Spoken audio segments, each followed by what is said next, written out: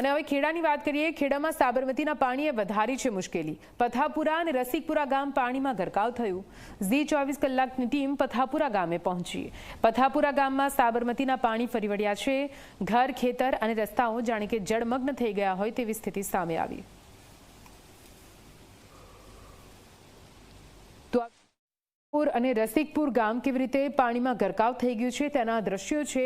રસ્તા પર પાણી ફરી વળ્યા છે, જેના કારણે કોઈ નાનું વ્હીકલ, નાનું વાહન અહીંથી પસાર થવું શક્ય નથી। ઝી 24 કલાકની સ્ક્રીન પર એક્સક્લુઝિવ આ દ્રશ્યો આપ જોઈ રહ્યા છો, જ્યાં ગ્રાઉન્ડ ઝીરો રિપોર્ટ માટે ઝી 24 કલાક ત્યાં પહોંચ્યું। જે દ્રશ્યો સામે આવી રહ્યા છે તે ખરેખર ભયાવહ ત્યાંની જનતા માટે।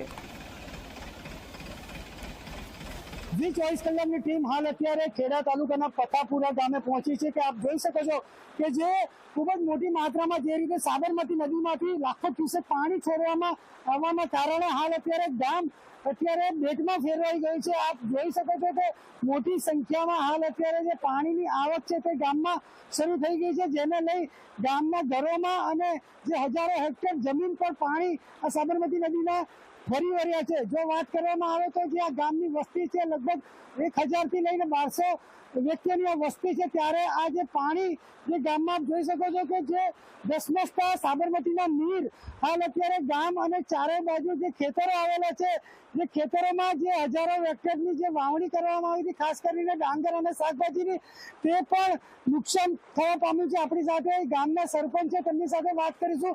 સરપંચ શું કહેશે ખાસ કરીને આ ગામ વિશે આજે પાણી આવે છે? જો વારંવાર બીજી વખત 10 દિવસની અંદર બીજી વખત પાણી આવ્યું એટલે શું કે જે પશુધન છે, પશુધનને બહુ નુકસાન થાય છે કે લોકોનું પશુધનનું જે ઘાસ હતું એ તો નિષ્ફળ ગયું। બરાબર, આજે વારંવાર આ પરિસ્થિતિ થાય તો પબ્લિક પણ હેરાન થવાનું છે। અમે તંત્ર પણ કમ્પ્લીટ છે, પણ અમે બધાને કહીએ પણ કોઈને ઘર છોડવાનું મન ના થાય, સમજો।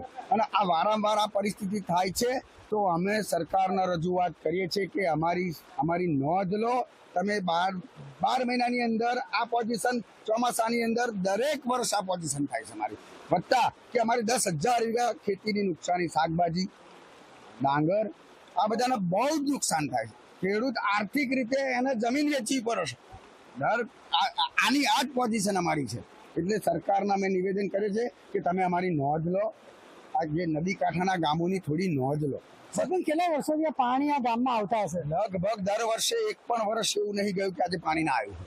થોડું નદીમાં છોડ એટલે અમારી પરિસ્થિતિ આજે રડુ, કલોલી, રસિકપુરા, વારસંગ, આ અમારા 4-5 ગામડાની પરિસ્થિતિ બહુ જ નબળી છે। દરેક દિવાળીનો પાક જે છે એ નિષ્ફળ જાય છે, ડાંગરનો જે શાકભાજી છે બધી જ નિષ્ફળ જાય છે। અને તમે જુઓ અત્યારના ખર્ચા પ્રમાણે જે ખેતીમાં ખર્ચો કરીએ છીએ એનાથી કશું જ અમને નુકસાન છે, એટલું બધું નુકસાન તો ખેડૂત દેવામાં જતો જાય છે। ખેડૂત કાયમ માટે દેવામાં જતો જાય છે। તમે નોંધ કરો, ગઈ સાલ પણ પાણી ફર્યું હતું, આજે 10 દિવસમાં બીજી વાર પાણી ફર્યું। એટલે સરકારને અમે રજૂઆત કરીએ છીએ કે અમારી થોડીક નોંધ લો। ચોક્કસથી તો જે 10 દિવસમાં બીજી વખત આ જે ગામમાં છે તે સાબરમતીના પાણી ફરી વળ્યા છે। વર્ષોથી આ સમસ્યા છે ગામમાં, જે આ સાબરમતી જે નદીના કિનારે પ્રોટેક્શન વોલ બનાવવાની માંગ સ્થાનિકો અને ગામના સરપંચો દ્વારા વારંવાર સરકારને કરવામાં આવી છે, પણ હજુ સુધી કોઈ આ પ્રશ્નનો નિકાલ કરવામાં આવ્યો નથી। એક જ માંગ છે કે જે આ નદી કિનારાના ગામો છે તે લોકોને પ્રોટેક્શન વોલ બનાવી અને જે નદીમાં પાણી જે દર વર્ષે સાબરમતીના ઘૂસી જાય છે તે પાણી ન ફરી વળે અને નુકસાન ન થાય। નચિકેત મેઘા, ઝી 24 કલાક, ખેડા।